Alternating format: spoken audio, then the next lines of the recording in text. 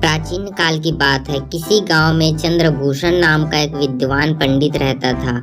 उसकी वाणी में गजब का आकर्षण था। वह भागवत कथा सुनाने में निपुण था।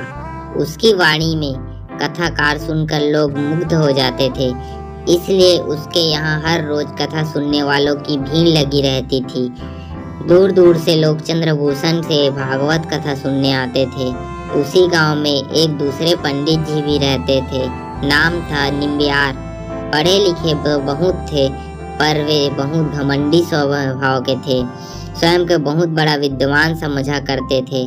सोचते कहाँ कहाँ कल का छोकरा चंद्रभूषण जो अटक अटक कर कथा पढ़ता था, और कहाँ मैं शास्त्रों का मर्म जानने वाला पंडित। किंतु जब भी निम्बियार चंद्रभूषण के घर के सामने से गुजरते, उसके श्रोताओं की भीड़ देखकर उसका मन ईर्ष्या से भर उठता। मन ही मन सोचते, यह चंद्रभूषण क्या जादू करता है। इसके यहाँ दिनों दिन श्रोताओं की भीड़ बढ़ती जा रही है। ऐसे में तो नाक मेरा नीचा हो जाएगा। मुझे कुछ करना चाहिए। एक दिन की बात है, निम्बियार थके हारे घर लौटे। भूख भी जोर से लगी थी, लेकिन घर आकर देखा तो उसकी पत्नी दिखाई न दी। एक बार आवाज दी, मगर छिपी छाई रही। अचानक निम्बियार का मन आशंका से भर उठा। कहीं मेरी पत्नी चंद्रभूषण के यहाँ कथा सुनने तो नहीं चली गई। ईर्ष्या और क्रोध से निम्बियार के नथुने फटने लगे। एक एक पल उन्हें 1000 घंटों के बराबर लगा। जब रहा ही नहीं गया तो चंद्रभूषण के घर की ओर चले गए।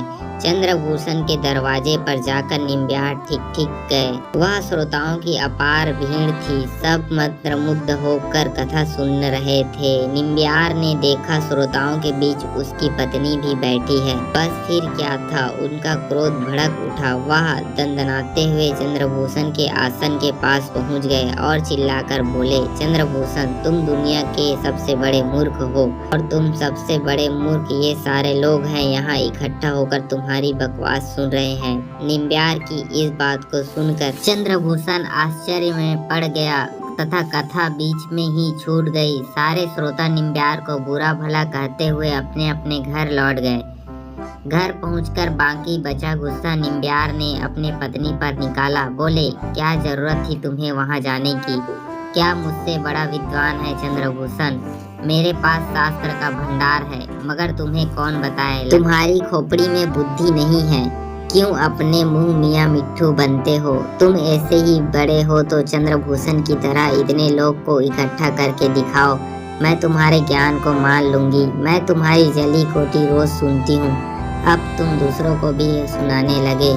तुम्हें कोई और काम नहीं सिवा ईर्ष्या के। इतना कहकर तिलमिलाती हुई निम्बियार की पत्नी भीतर चली गई। उस रात दोनों में से किसी ने भोजन नहीं किया।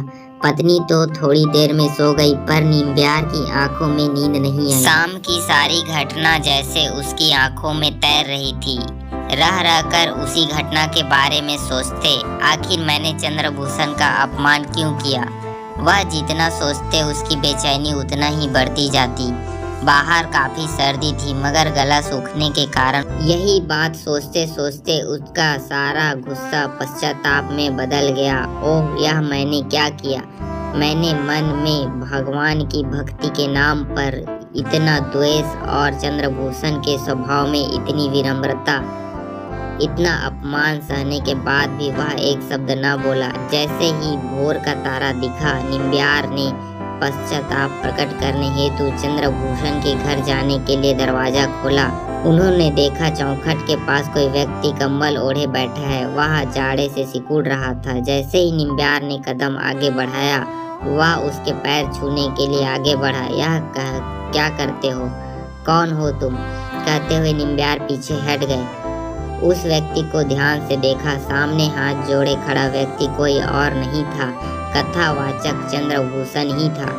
जब यह निम्बियार कुछ कहते, चंद्रभूषण बोल उठा, आपने अच्छा ही किया जो मेरा दोस्त मुझे बता दिया, लेकिन लगता है आप मुझे अभी तक नाराज है। मैं रात भर यहाँ बैठकर आपका इंतजार करता रहा। शायद आप बाहर आए और मैं आपसे क्षमा मांगू। निम्ब्यार तो पहले ही लज्जित थे। उन्होंने लपक कर चंद्रभूषण को अपने गले से लगा लिया। बोले, भाई दोष मेरा है, तुम्हारा नहीं। मैं घमंड में अंधा हो गया था। तुम्हारी अपनी विनम्रता से मेरा घमंड चूर चूर कर दिया। सच कहता हूँ, मेरी आंखों खोल दी।